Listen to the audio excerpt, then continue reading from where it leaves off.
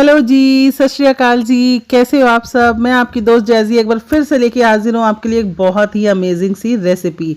जी हाँ, देख तो आपने लिया ही है। आज हम बनाने वाले हैं बहुत ही यम्मी सा गाजर का हलवा।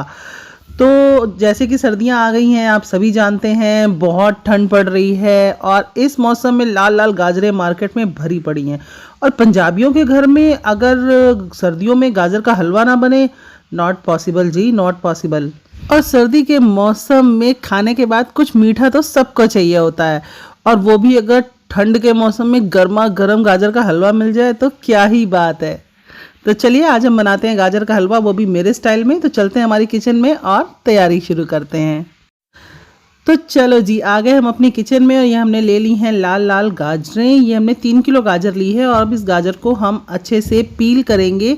पील करने के बाद वॉश करेंगे और उसके बाद इसे हम कद्दूकस से कद्दूकस कर लेंगे। तो देखिए हमने ले लिया है पीलर और इस गाजर को आराम से पील करके वॉश करके कद्दूकस करके हम आपसे मिलते हैं यूं मिनटों में।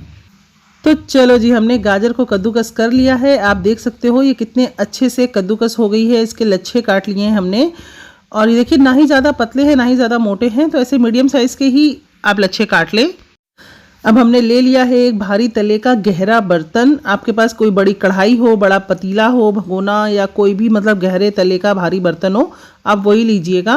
तो चलिए इसको चढ़ा दिया है हमने फ्लेम पर और अब हम इसमें डालेंगे 1 कड़छी घी। तो ये हमने ले लिया है देसी घी। इसको हम 1 कड़छी नीचे सबसे पहले इसलिए डाल रहे हैं ताकि जो हलवा है, जो गाजर है, वो इसमें चिपके नहीं बिल्कुल भी। तो चलिए, अब घी हमारा ऑलरेडी गर्म था, तो आप नॉर्मल ऑयल डाल के भी गर्म कर सकते हैं। अगर किसी और ऑयल में बनाना चाहें तो वो भी बना सकते हैं, बट देसी घी का फ्लेवर ही इसमें सबसे बेस्ट लगता है। तो कोशिश कीजिएगा कि इसको स्किप ना करना पड़े। तो चलिए, जो गाजर हमने कद्दूकस करके रखी है वो हम इसमें डाल देते हैं। तो हम इसमें अगर जितनी गाजर हमने कद्दूकस करके रखी है वो एक साथ बिल्कुल भी नहीं आएगी, इस इतने बड़े भगोने में भी नहीं आएगी। तो हम थोड़ी थोड़ी गाजर को इसमें डालेंगे जितनी आ पाएगी और उसके बाद हम इसे मिक्स करेंगे। और जैसे जैसे गाजर सेक लगेगा, जैसे जैसे इसमें हीट लगेगी, देखिए अभी हमारे पास इतनी गाजर बची हुई है और ऑलरेडी हमारा पैन फुल हो चुका है। तो जैसे जैसे ये रिड्यूस होती जाएगी, हम ऊपर से एक्स्ट्रा गाजर जो हमारे पास बची पड़ी है वो हम डालते जाएंगे और साथ साथ में इसे रिड्यूस करते जाएंगे। तो चलिए हम इसे मिक्स करते जाएंगे, इसी तरह थोड़ी उल्टाते पलटाते जाएंगे, क्योंकि नीचे की गाजर को सेक लग रहा है तो वो ऑलरेडी सॉफ्ट होती जा रही है, इसलिए हम इसे पलटाते जाएंगे ताकि जो ऊपर की गाजर है वो नीचे जाए और वो भी सॉफ्ट होकर रिड्यूस हो, ताकि जो बचे हुए हमारे पास गाजर है वो हम इसमें ऐड कर सकें। तो देखिए हमने धीरे धीरे इसमें सारी गाजर डाल दी है और ये देख सकते हैं आप, घी की वजह से इन गाजर में नीचे से जो मैं पलट रही हूँ उसमें कितनी अच्छी सी शाइन आ रही है। तो ये बहुत अच्छे से तैयार हो रहा है और अब सारी गाजर धीरे धीरे रिड्यूस होनी स्टार्ट हो गई है। पहले तो इसको मैं मिक्स भी नहीं कर पा रही थी, हिला भी नहीं पा रही थी, बट अब ये आसानी से मिक्स भी हो रही है। तो चलिए हम इसे 5-10 मिनट के लिए ऐसे ही हल्का फुल्का सा चलाते जाएंगे, जिससे कि ये जो गाजर है ना, ये अपना पानी छोड़ेगी, अपने जूसेस को छोड़ेगी। तो ये ऑलरेडी धीरे धीरे रिड्यूस होती जाएगी और जब तक ये थोड़ी अच्छी खासी रिड्यूस नहीं हो जाती है तब तक हम इसमें कुछ और नहीं डालेंगे, बस इसे हम थोड़ा सा रिड्यूस करेंगे मीडियम टू हाई फ्लेम पर। तो चलिए आप देख सकते हैं कि मैं अब इसे आराम से चला पा रही हूँ, यानी गाजर जो है हमारी वो काफ़ी अच्छे से रिड्यूस हो गई है, इसने अपने जूसेस को छोड़ दिया है। तो चलिए अब बारी है इसमें हमारा नेक्स्ट इंग्रेडिएंट डालने की। तो हम इसमें डालने वाले हैं दूध। तो मेरे पास यहाँ पर है, आप देख सकते हैं मेरे पास है यहाँ पर 1.5 लीटर दूध मलाई के समेत, जो कि मैं इसमें डाल दे रही हूँ पूरा। मैंने यहाँ 3 किलो गाजर में 1.5 लीटर दूध डाला है, जो कि मैंने पहले से बॉईल करके रखा था, जिसमें एक अच्छी सी मलाई की परत भी आ गई थी। तो 1.5 लीटर दूध डाला है। आप अगर ज़्यादा डालना चाहें तो ज़्यादा भी डाल सकते हैं, इसमें कोई प्रॉब्लम नहीं है। जितना ज़्यादा डालेंगे, रिड्यूस करने में थोड़ा टाइम ज़रूर जाएगा, बट हाँ उतना ही ज़्यादा टेस्टी, यमी और उतना ही ज़्यादा रिच बनेगा आपका गाजर का हलवा। तो अगर आप ज़्यादा दूध डालना चाहते हैं तो डाल सकते हैं, उसमें कोई प्रॉब्लम नहीं है। तो चलिए यहाँ पर जब तक गाजर सॉफ्ट नहीं हो जाती है तब तक हम इसे पकाएंगे, और हाँ इसको हम मीडियम टू लो फ्लेम पर पकाएंगे फ़िलहाल के लिए, क्योंकि जो दूध है अभी इसमें लिक्विड फॉर्म में है, ये रिड्यूस नहीं हुआ है। अगर आप इसे हाई फ्लेम पर पकाएंगे तो उसके उबल के गिरने का डर होता है। तो मीडियम फ्लेम पर या मीडियम टू लो फ्लेम पर आप इसे आराम से धीरे धीरे पकने दीजिए। तो गाइज आप देख सकते हैं इसको पकते हुए ऑलरेडी 10 मिनट हो चुके हैं। दूध में बहुत ही अच्छे से बॉयल आ रहा है और गाजर जो है वो बहुत ही आराम से, बहुत ही अच्छे तरीके से इस दूध में सॉफ्ट हो रही है। तो आपको मैं दिखाती हूँ कि ये कितने अच्छे से पक रही है। तो आप ये देखिए बहुत अच्छे से गाजर भी सॉफ्ट हो गई है और जो दूध है ना वो रिड्यूस होते होते इसमें मावा का काम कर रहा है, वो इसमें रिड्यूस होता जाएगा और वो मावा बनता जाएगा। तो बहुत अच्छे से हमें इसमें भी इसे पकने देना है जब तक कि ये दूध पूरी तरीके से रिड्यूस नहीं हो जाता है। तो हम इसे इसी तरीके से पकने देंगे तकरीबन 20 से 25 मिनट तक, या फिर जितना भी आपकी फ्लेम के हिसाब से आपको टाइम लगे, बस हमें इस पूरे दूध को रिड्यूस करना है। तो चलिए इसे पकने देते हैं आराम से। और हाँ, बीच बीच में चलाना बिल्कुल भी मत भूलिएगा, नहीं तो ये नीचे से चिपक जाएगा। चलिए मैं यहाँ पर डाल रही हूँ सब इसमें इलायची पाउडर 1 टीस्पून, जिससे कि इसका जो इलायची का जो फ्लेवर है वो अच्छे से पूरे हलवे में आ जाए आराम से इसके साथ साथ पकते पकते। इलायची डालना बिल्कुल ही ऑप्शनल है, अगर आपको इस इलायची का फ्लेवर पसंद है तो आप डालिए, नहीं पसंद है तो आप इसे आराम से स्किप कर सकते हैं, बहुत ही ज़रूरी चीज़ नहीं है। बट हाँ, कोई भी मीठा हो उसमें इलायची का फ्लेवर नॉर्मली सबको बहुत पसंद होता है। तो चलिए हम इसे पकने के लिए छोड़ देते हैं जब तक कि ये दूध रिड्यूस ना हो जाए, और बस बीच बीच में इसे चलाते रहेंगे। तो आप देख सकते हैं इसको पकते हुए तकरीबन आधा घंटा हो चुका है और जो दूध है वो भी काफ़ी हद तक रिड्यूस हो चुका है। तो अब बारी है यहाँ चीनी डालने की। तो मेजरिंग कप से मैं यहाँ पर ले रही हूँ 1 कप चीनी। तो मैंने तो यहाँ पे 3 किलो गाजर में, और गाजर काफ़ी मीठी थी इस वजह से मैंने इसमें 1 कप चीनी डाली है। आप अपने हिसाब से चीनी कम ज़्यादा कर सकते हैं। ये चीनी रिड्यूस होने के बाद मैं भी इसे टेस्ट कर लूँगी, अगर मुझे कम लगेगी तो मैं चीनी और डाल दूँगी।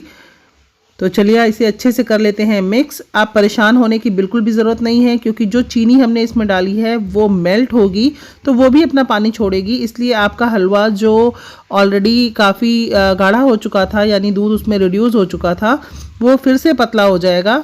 बट कोई बात नहीं, हम इसे वापस से पका लेंगे। तो चलिए इसे फिर से पकने के लिए छोड़ देते हैं आराम से 20 से 25 मिनट के लिए, या जब तक कि इसका जो पानी है, चीनी है, ये अच्छे से दूध सब रिड्यूस ना हो जाए, तब तक के लिए हम इसे पकाएंगे। और हाँ, बीच बीच में चलाना बिल्कुल मत भूलिएगा। मैं बार बार इसलिए कह रही हूँ कि अगर आप इसको छोड़ के किसी और काम में लग गए ना तो ये जल सकता है, इसलिए थोड़ा केयरफुल रहिएगा। तो चलिए इसको पकते हुए ऑलरेडी 20 मिनट और हो चुके हैं और आप देख सकते हैं कि इसका जो पानी था चीनी ने छोड़ा और जो दूध था वो बहुत ही अच्छे से रिड्यूस हो चुका है, बहुत ही कम क्वांटिटी में ये बचा है। तो पहले मैं इसे थोड़ा सा टेस्ट कर लेती हूँ कि मीठा कम तो नहीं है। तो चलिए हम लेते हैं 1 स्पून और थोड़ा सा यहाँ पर टेस्ट कर लेते हैं। तो मेरे हिसाब से तो इसका मीठा बिल्कुल इनफ है, मुझे और चीनी डालने की ज़रूरत बिल्कुल भी नहीं है। बट फिर भी आप इस टाइम पर यहाँ पर टेस्ट कर सकते हैं और अपने हिसाब से चीनी कम ज़्यादा कर सकते हैं। तो चलिए ये बहुत ही अच्छे से पक रहा है। तो अब बारी है मेन मटेरियल की, जो कि है रिचनेस यानी स्वाद। तो चलिए हमने यहाँ पर ले लिया है ड्राई फ्रूट्स, जिसमें हमने लिए हैं थोड़े से मगज, पिस्ता, किशमिश, काजू और बादाम। तो काजू और बादाम को मैंने अलग से काट के रखा है थोड़ा सा, इस वजह से क्योंकि ये दो जो है इसको फ्राई करना है हमें, और इन तीनों को हमें बिल्कुल भी फ्राई नहीं करना, ऐसे का ऐसे ही डालना है। तो चलिए इन दोनों को हम हल्का सा फ्राई कर लेते हैं। तो हमने फ्लेम पर यहाँ पर रख दिया है एक छोटा सा पैन और इसमें हम डालेंगे देसी घी। अभी हमें हलवे में देसी घी डालना है तकरीबन 2 से 2.5 कड़छी के आसपास। तो वो जो देसी घी है मैं एक साथ यहीं पे डाल दे रही हूँ इसमें ही, और इसी में हम जो हमारे ड्राई फ्रूट्स हैं उसे हम फ्राई कर लेंगे। तो यहाँ पे हमने ले लिया है देसी घी। इसे बहुत ज़्यादा गर्म, बहुत हीट नहीं करना है, बस हल्का सा गर्म करना है। तो चलिए घी हमारा गर्म हो गया है और इसमें हम डाल देंगे अब जो हमारे ड्राई फ्रूट्स हैं, और उसे हम धीमी आंच पर हल्का हल्का सा रोस्ट कर लेंगे, जैसे कि इसकी भीनी भीनी सी खुशबू आनी शुरू हो जाए। बहुत ज़्यादा देर तक नहीं पकाना है, बहुत लाल नहीं करना है, बहुत फ्राई बहुत ज़्यादा देर तक नहीं करना है कि ये काला ही पड़ जाए।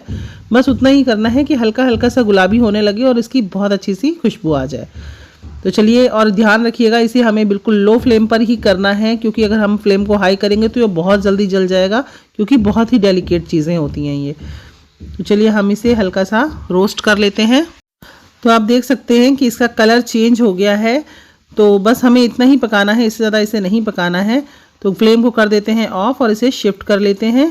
तो देखिए हलवा हमारा इधर अच्छे से पक रहा है, बहुत अच्छे से इसमें से जो पानी था चीनी का और दूध जो था वो अच्छे से रिड्यूस हो चुका है।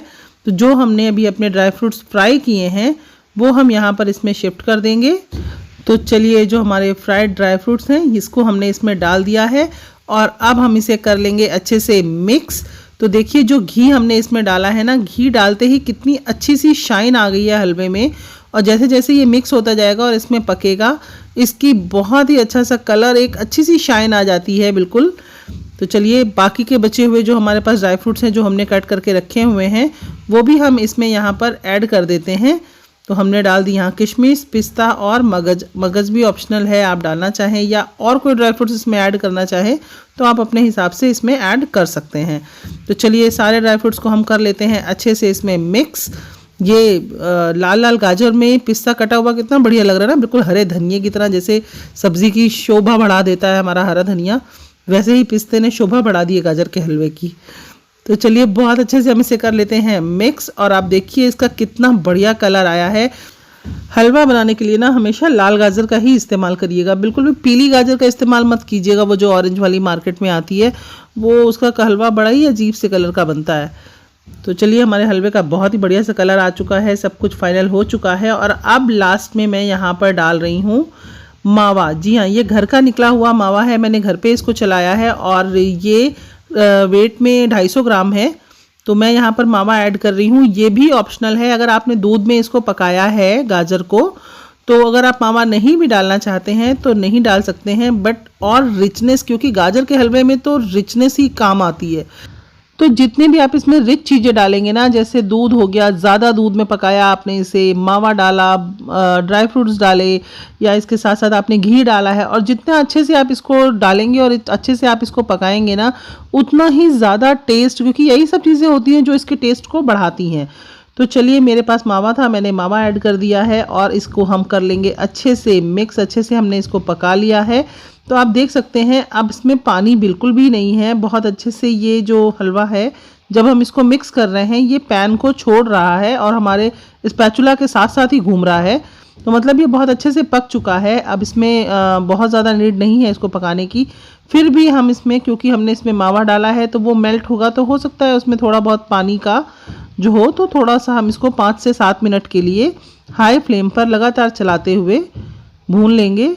तो आप देख सकते हैं जैसे जैसे मैं इस हलवे को चला रही हूँ और नीचे की साइड से मैं इसे पलटा रही हूँ, तो नीचे की साइड से जो हलवा ऊपर की तरफ आ रहा है ना, वो कितना शाइनी है, उसमें कितनी अच्छी सी शाइन आ रही है। शाइन का मतलब ही यही होता है कि हमारा हलवा बिल्कुल रेडी है बनकर, क्योंकि जो घी और मावा जो इसमें मेल्ट हुआ है वो सबने अपना घी छोड़ दिया है और ये जो शाइन है ये उस घी की वजह से ही आ रही है।